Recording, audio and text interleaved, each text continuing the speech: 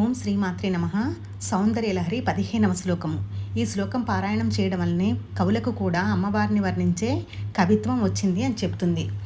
శరజ్యోత్స్నా శుద్ధాం శశియుత జటాజూటమకుటాం వరత్రా సత్రాణ స్ఫటిక ఘుటికా పుస్తకకరాం సకృన్నత్వా నత్వా కథమివ సతాం సన్నిధదతే మధుక్షీరా ద్రాక్ష మధురి మధురీణా ఫణితయః.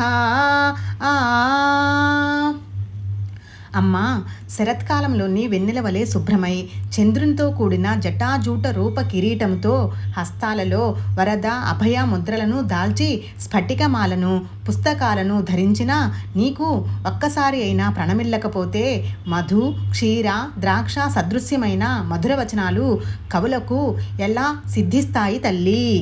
కృష్ణార్పణమస్తు.